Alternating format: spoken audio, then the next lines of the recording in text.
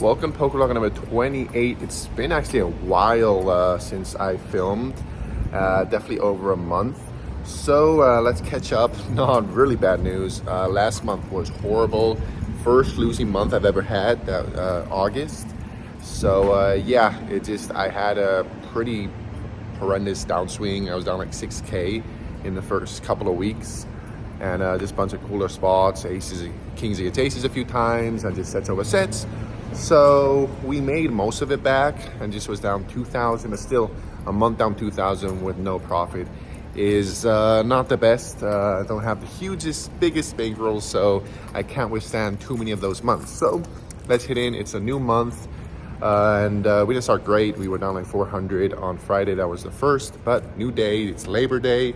And yeah, get back into making content. I was been a little off, and it definitely has to do with how bad last month is. When I'm just running bad, it is a lot of mental and emotional effort, I think, to get through it and keep on playing. So it's hard to do other things. When I'm running good, it's so easy to edit. It's so easy to film. When I'm running garbage, it's a lot harder. So anyways, that's all cut up. Let's head on to the poker room and play. Heading to poker room. Today is a Monday, so it's going to be 1-3, and sadly 2-5. It's just not been going on and been pretty slow lately, so hopefully they pick up soon, but not today. We banned for $300 extra 2 in case we need to add on. Let's jump right into the first hand. We get started with ace-3 suited in the low jack. There's one limper, so make it $15. One player calls, another small blind 3-bets is 60 onto us. And yeah, one thing is 3-bets don't happen that often in 1-3, so it definitely looks stronger than 2-5, and my suited ace I don't think is strong enough, so I do fold. Moving on to king-6 suited in the button, hijack limp, so I make it $15 and get a small blind and hijack the call. So 3 ways to a flop, that definitely is very nice. King-queen-6, we got 2 pair, so when it checks to us, good enough to c-bet, and on a pretty draw heavy board, I make it on a bigger side, I make it $30 and only get to hijack the call. Turn is a jack, so now losing is king queen and king jack, but I felt like sometimes he'd be raising a flop with king queen since it is a pretty draw heavy board, and as well the pot is $100 and he just has 100 behind, so I see the move here is to go all in since it's very likely he could have a draw himself, and maybe if he has a king he puts us on that. So that is what I do. I go all in for $100. He calls. River is a 10, so no spade, but any ace is a straight. I feel good when he said he was going for a flush, but he flips over ace-3 of spades, so indeed he had a flush draw, but rivered a straight, so a 2 pair is no good. This pot will be going his way. Let's see if things go better with the beautiful pocket aces in the small blind. Low jack makes it $15. Button calls. I'm going to 3-bet. I make it a little smaller than usual since we're not that deep. I make it 60. Low jack just calls and he just has $45 behind. Button folds, so heads up to a flop, and I just go all in blind since again the pot is over $120, so he has a third of pot behind. So I just put in the chips without seeing a flop. Flop comes king 10-7. He calls. Funny enough, he's asking for an ace, so I'm not sure if he's actually good if he hits it. Maybe he has queen jack. Turn is a 3. River is an 8. We show, and thankfully this time we are good, so we take it down. With that, we make back most of the losses of the previous hand. Let's see if we can keep it going with king queen off and under the gun. Playing 6-handed now. I make it $12, and this is small blind calls. So heads up to a flop that comes 8, 5, 9. So not the best. I guess I can see it sometimes here, but I just feel like this definitely hits a decent amount of the big blind. So when he checks, I check back. Turn is great. It's a king. Now things are interesting since he bets. He makes it $15. And I was surprised because this card is just better for me. I have plenty of kings myself. This can mean a couple things, that he has a strong hand that's not worried that I have top pair now, like a straight, 2 pairs are set, or he's just bluffing with a draw. So with those 2 things in mind, I decided to be safe and call. River is a 4. He now checks onto us, and I definitely think my top pair is good. If he had one of those hands, set, straights, 2 pairs that I thought he could have, I definitely think he's barreling the river. So let's go for value. I decided to go on a bigger side since there is a lot of missed draws, and maybe there's a chance he was just betting the turn with flop top pair or a weak king. So I make it $50.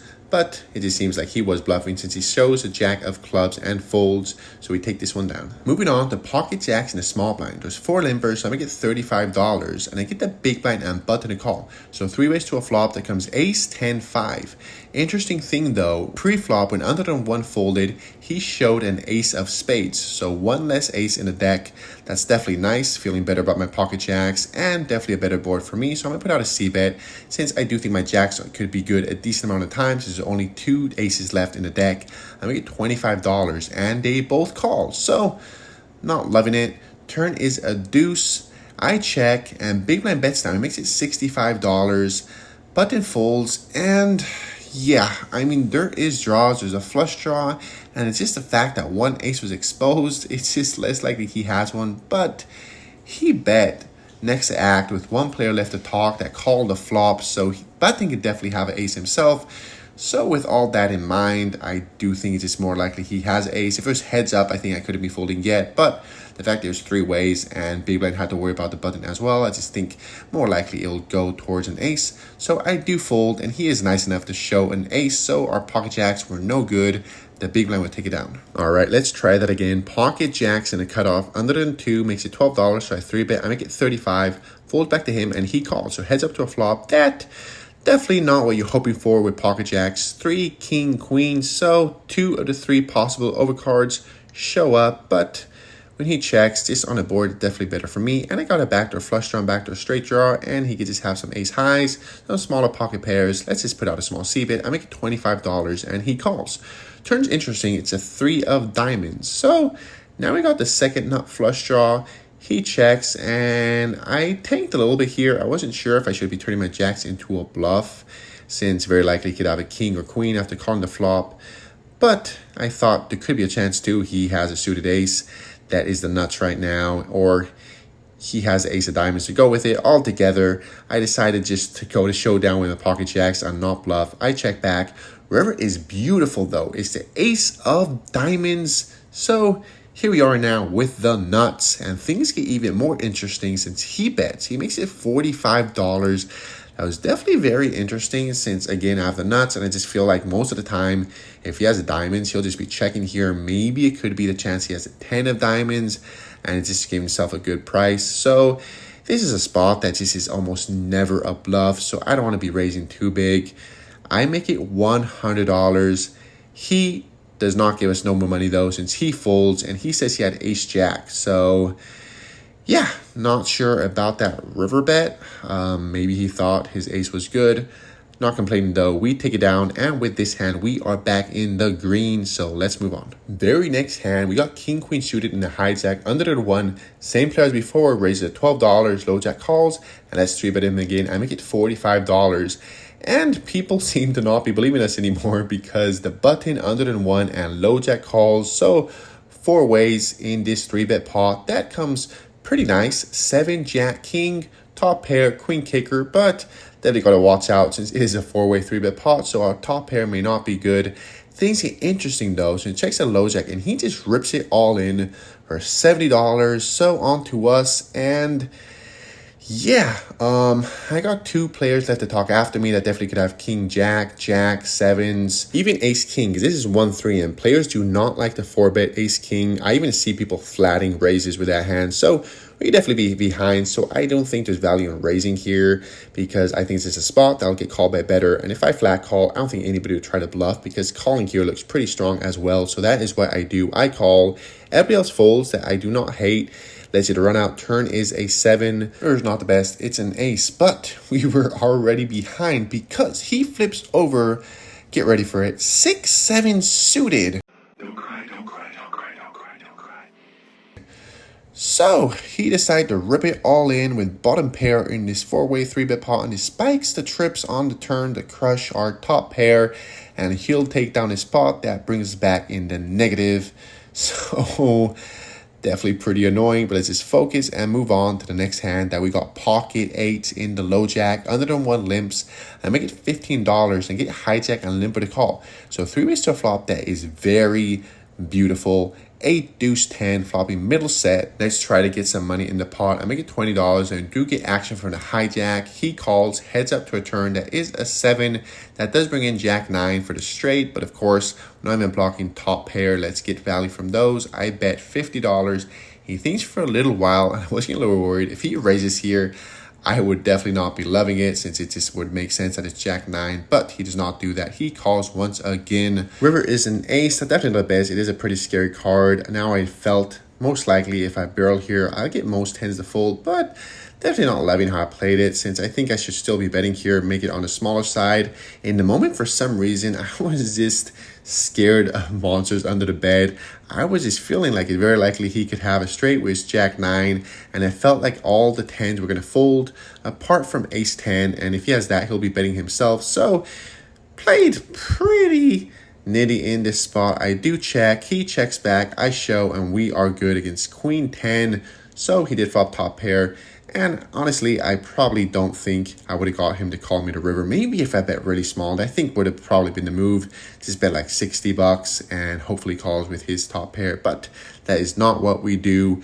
We gave him a cheap showdown on the river, and with that, we are down $3. With a few more hands that we raise fold, we end up down $20, and that would actually end the session super short. And that was because I head home to help my wife with the kids because they were being handfuls and she is pregnant right now. And even though we didn't run the best, I was feeling very lucky just seeing the situation I'm in. The fact that I'm playing poker for a living, that I set my own schedule and I can just head home whenever I want when my wife says she needs my help. This feels great. So let's just head out, let's rack up, cash out, and talk about this session.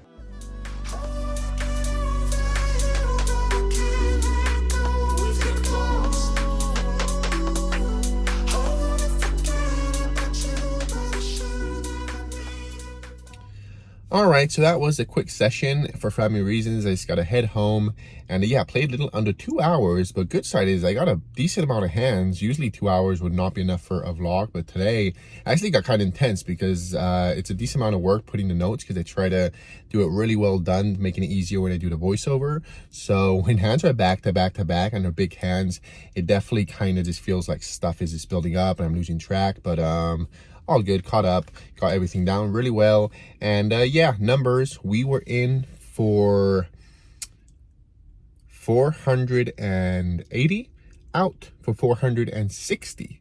So down 20 bucks. And considering that they riveted us twice and both of them were $300 pots, and can't complain, especially the guy when he jams with bottom pair in a 3-bet pot 4 ways and hits his strips on the turns. But, you know, that's poker. It is what it is. We got lucky too on that one with the pocket jacks. Well, we were ahead, so we got lucky. We reared the nuts, but we were ahead all along. But yeah, all together, at least we got some pretty cool content, and we could get back on track, back to vlogging every week, and get this, because the goal is vlogs every week. So yeah, been slacking a little bit lately, but I'm trying to get back on track with the content, and hopefully we run better, because that definitely makes it a lot easier to edit and upload content. So yeah, thank you everyone for watching. As usual, if you could like, subscribe, and comment. Always happy to talk about hands, and I'll see you guys next week.